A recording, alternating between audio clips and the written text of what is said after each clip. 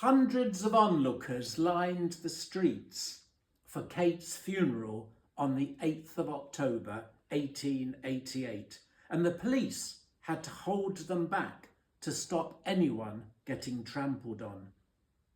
As clocks struck 1, 4 pallbearers carried her coffin out of the Golden Lane mortuary, where a vast concourse of people had assembled. Aware that Kate had no money, Mr. Hawkes, the undertaker, had provided the elm coffin and funeral cortege at his own expense. A pair of plumed horses drew the open glass hearse, which contained Kate's coffin, resting on a swathe of purple cloth. 2 carriages followed. At 1:30, the hearse moved away from the mortuary. On either side of the road, footpaths were lined with people up to 5 deep.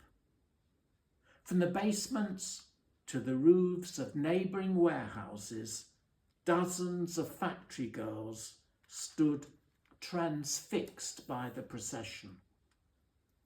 As the carriages wove their way through the streets, threats against Jack the Ripper were voiced loudly and frequently, while all the way to the Little Ilford Cemetery at Manor Park, clusters of people waited at the roadside, the men removing their hats as Kate's body passed by.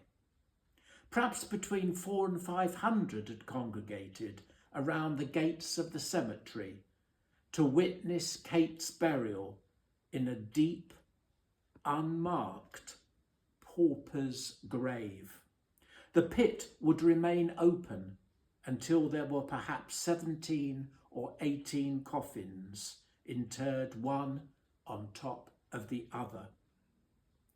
No doubt among the crowd were some who thought that a woman of Kate's type, a harlot and pinchbrick, got what she deserved. She wasn't worthy of being buried in her own grave and marked with her own headstone.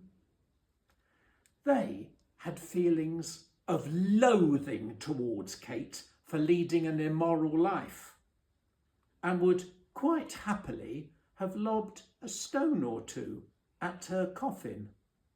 For them, the wages of sin was death. But in reality, Catherine Eddowes had been hard-working and determined all her life to make an independent living. It had been mainly bad luck and the odd mistake that had left her wretched and destitute in the streets of East London, where she met such a violent end.